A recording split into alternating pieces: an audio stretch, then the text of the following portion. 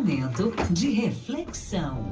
Chegou para você um momento especial, um momento de reflexão. Queria convidar você a preservar a sua confissão. Tiago capítulo 1, versículo 3 vai dizer o seguinte: sabendo que a prova da vossa fé opera a paciência. Aí a gente vai para Romanos 12:12, você conhece. Alegrai-vos na esperança, sede paciente na tribulação, perseverai na oração. Você persevera em fé? Quero te perguntar isso para a gente abrir aqui a nossa conversa. Você persevera em fé? Bom, quem persevera em fé não tem como dar errado. A Bíblia diz em Apocalipse 2:10, ser fiel até a morte e eu te darei a coroa da vida. Ou seja, perseverança em fé. Nós ouvimos muito a frase, mantenha firme a tua fé, carei, mantenha firme a tua fé, mas pouco se fala sobre preservar a confissão. Preservar a confissão significa defender, conservar, salvar, guardar. Paulo diz que ele guardou a fé. Nós somos governados por aquilo que confessamos, guarda isso. Nós somos governados por aquilo que confessamos. Martin Luther King falou uma frase interessante, impactante para a minha vida, eu creio que vai servir para você também. Se eu não posso fazer hoje grandes coisas da minha maneira, eu posso fazer hoje pequenas coisas da melhor maneira. Vou repetir para você pegar. Se eu não posso fazer hoje grandes coisas da minha maneira, eu posso fazer hoje pequenas coisas da melhor maneira. Agora, uma pergunta, deu certo o que ele falava? Claro que sim. Por quê? Porque somos governados por aquilo que confessamos. Ele começou fazendo o melhor com as coisas pequenas e se tornou um dos maiores líderes da humanidade, deixando um legado incrível até hoje aqui pra gente, se estendeu até nós aqui. O que consequentemente falamos é instantaneamente confiscado pelo mundo espiritual, é por isso que a gente tem que ter cuidado com o que a gente está falando dentro da nossa casa. Dado que você tem falado dentro da sua casa. Aquilo que você confessa, o mundo espiritual confisca, você sabia? Tudo que você fala é examinado, confiscado legalmente do mundo espiritual. Tudo que nós falamos, o diabo tem legalidade de julgar, uma vez que ele é acusador, diz a Bíblia. Ele é acusador de nossas almas e nós precisamos analisar o que estamos falando. E o problema é que muitos olham a confissão como algo negativo, que na realidade não deixa de ser. Não deixa de ser também, mas porque tem a consequência. Mas diz a Bíblia, confesse os seus pecados uns aos outros.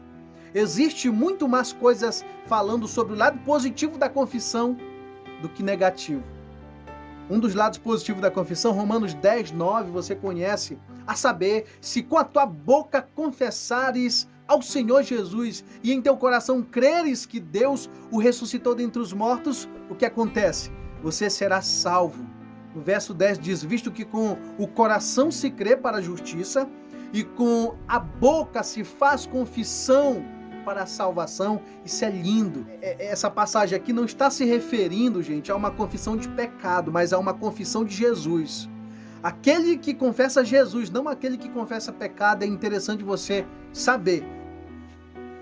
No seu coração você crê, mas a sua boca se confessa, com a sua boca se confessa, ou você acha que a sua boca foi feita apenas para comer? Não, Deus não fez a sua boca só para você comer não, querido, foi para confessar, foi para declarar sobre a sua casa, sobre o seu casamento, sobre os seus filhos.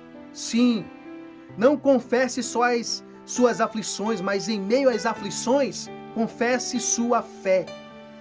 Você entendeu? Vou repetir para você. Não confesse só as suas aflições, mas em meio às aflições, confesse a sua fé em Jesus, naquilo que você crê. Não pense que é o outro que se acha, mas é você que está se vendo menor do que você realmente é, do que Deus fez você para ser. Agora, muitas pessoas que acabam sendo prisioneiras das suas próprias palavras, a gente vai para Provérbios 6:2, e te deixar-te enredar pelas próprias palavras e te prendertes nas tuas próprias palavras. Por que eu estou usando isso aqui? Aquilo que falamos é a nossa confissão, e é a nossa confissão quem nos governa. Eu acabei de dizer isso, porque existem pessoas que só vivem ali triste, cabisbaixa, pensando negativo, que falam só o negativo, pensam só o negativo, pensam só o errado. Aí Jesus vem e diz, Marcos 11:22, 23 na verdade, porque em verdade vos asseguro que qualquer que disser a este monte, ergue-te, lança-te no mar, e não duvidando em seu coração, mas crê que se fará aquilo que diz, tudo o que disser lhe será feito. Jesus é o seguro aqui. E o que você disser, confessar, se você realmente crê no que fala, no que você está falando aqui, vai acontecer. Seja bom ou ruim, seja bom ou ruim. Se você falar não duvidando, acontece. Muitas coisas que estão acontecendo na sua casa, você talvez não entende agora. Por quê? Porque um dia você falou e nem lembra mais. Seja bom ou ruim. Talvez o seu casamento está passando de mal a pior porque você começou a liberar palavras negativas. Geralmente o filho é o que os pais falam, profetizam. A gente vê muito hoje pai falando, safada, doida, filho disso, daquilo. E é isso. Aí o que acontece é aquilo que você confessa ao mundo espiritual, confisca. Ah, meu marido não tem mais jeito, meu casamento está acabando. Vai acabar mesmo. Começou com palavras confiscadas pelo diabo que trabalha para materializar isso e acaba infelizmente realizando em muitas vidas. Pessoas prisioneiras de suas próprias palavras. Na nossa boca está a vida e a morte. Hebreus 4:14 vai dizer: visto que temos um grande sumo sacerdote, Jesus, Filho de Deus, que penetrou nos céus, para quê? Retenhamos firme a nossa confissão, está dizendo. Gente, precisamos reter firme a fé que confessamos. É isso que você tem que fazer todos os dias, em tempos bons e ruins, com pandemia, sem pandemia, igreja aberta ou fechada, em tempos de muito ou pouco, geladeira cheia ou vazia, em tempos de escassez ou de abundância. Nada pode mudar quem somos. Retenhamos firmes a fé que confessamos. Romanos 10:17, de sorte que a fé vem pelo ouvir, e ouvir a palavra de Deus. Aí Romanos, que eu citei ainda há pouco, 9, vai dizer: a saber se com a tua boca confessares. A sua fé deve ser falada. Dá voz à tua fé. A tua fé deve ser falada. Agora eu aprendi a falar ouvindo. Ninguém aprende a falar falando. O problema hoje é que a gente está vivendo também uma geração de muitos só falando, mas não tem uma intimidade com Deus, não ouvem mais a Deus, ouvem apenas a sua alma. A sua fé deve ser confessada. Por isso, quanto mais você conta seu testemunho, quanto mais você fala de Jesus, mais você se fortalece. O problema é que muitas pessoas só ouvem e não falam. Você ouve para ouvir? Não, você ouve para falar, para profetizar. A fé vem pelo ouvir, mas a vida vem pelo falar. E o diabo fica sempre torcendo para que a gente fique calado, para a gente ficar acomodado, para que você não fale para ninguém o que Deus está fazendo na sua vida, o que Deus faz através da sua vida. Quanto mais você fala, mais isso se torna real na sua vida. E quer saber? E quanto mais você fala, mais possibilidade você vai ter de viver o seu propósito.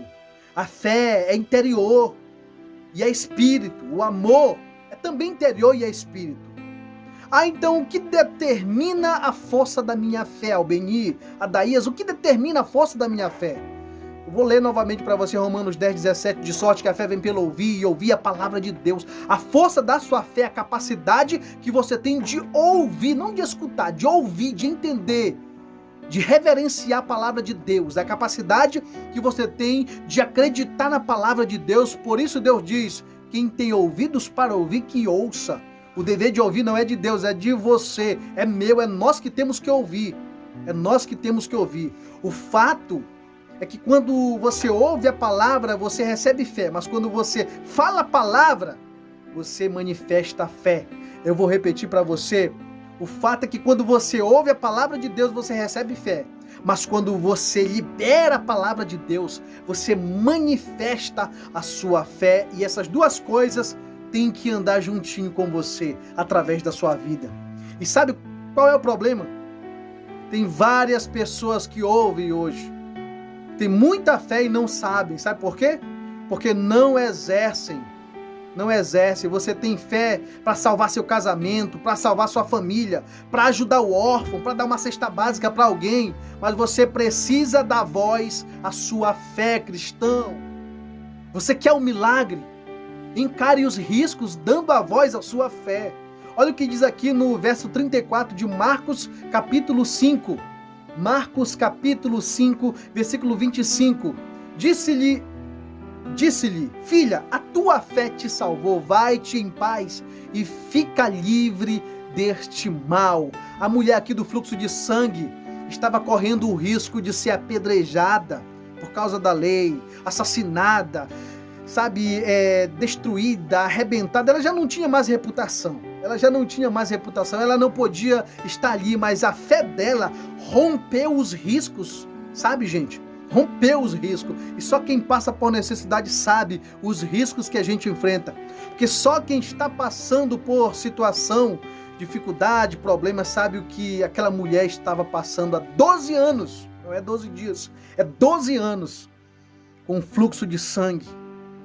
Quando você se depara com um problema no seu casamento, com seu filho que está indo para as drogas, com uma doença que chegou hoje na sua casa, talvez a Covid-19, encare os riscos. Se você orava só uma vez na semana, você precisa orar mais. Ore todo dia agora. Se você nunca fez um jejum, meu irmão, você precisa tomar uma posição agora. Se você não lê a sua Bíblia com frequência, ore, porque através da Bíblia Deus vai falar com você. E Deus quer se relacionar com você. O problema é que você não se relaciona com Deus e quer que Deus fale com você. O milagre só chegará na sua vida se você buscar. Se você fizer como fez a mulher do vaso de alabastro, quebrando o vaso, seja extravagante na presença de Jesus. Para finalizar, você é fraco na fé? Te faço essa pergunta. Como é que está a tua fé? Porque existem pessoas fracas na fé, umas mais fortes e outras mais fracas. Por quê? Romanos 8, 28. E sabemos que todas as coisas contribuem juntamente para o bem daqueles que amam a Deus, daqueles que são chamados segundo o seu decreto, o seu propósito. Porque a maioria dos cristãos, embora sinceros, existe muitos fracos. Porque a maioria dos evangélicos, fala de nós evangélicos, embora muitos sinceros, são fracos. Primeira luta que vem, primeira crise cai, primeira tentação cai. Se o culto passar 10 minutos a mais do horário, o cara já fica agoniado. Se tiver um culto a mais na semana, ele já fica sobrecarregado. É um pesar. E a Bíblia diz que a bênção do Senhor enriquece, não acrescenta dores. E o pior, quando convidamos para orar. Tudo isso prova se a sua fé ela está firmada no Evangelho genuíno. Aí, agora, está passando, porque às vezes a pessoa está passando por dificuldade, por situação de saúde, aí ela procura Deus. E tem crente que é igual mulher de malandro daí, sabia? Só se relaciona com Deus apanhando. Tem crente que só se relaciona com Deus apanhando, infelizmente. Porque Deus exorta quem ama, Deus corrige o filho. Nós somos filhos e não bastardo. E se você não tomar uma posição, meu irmão, você vai viver apanhando, até criar vergonha. Desculpe-me te dizer, mas é a palavra de Deus. Deus exorta quem ama. Porque muitos agem assim. Porque embora sejam sinceros, não são fracos. Porque não têm o hábito de se exercitar com e através da palavra. Porque a sinceridade não te leva a viver em fé. Só a sua confissão te leva a viver em fé. E eu te faço uma pergunta. Então, o que faz uma pessoa diferente da outra em tempo de luta, de crise? Você percebeu? Tem gente que age diferente em tempo de crise.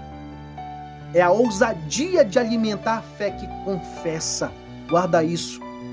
Porque muitos crentes ficam fracos na fé, porque sempre estão falando dos problemas que estão passando. E a gente não tem que agigantar o problema diante de Deus, a gente tem que elevar a Deus diante dos nossos problemas. Nunca diga a Deus, Deus, eu tenho um grande problema. Diga ao teu problema, eu tenho um grande Deus. O tempo todo é falando o que o diabo faz e não o que Deus já fez, meu irmão.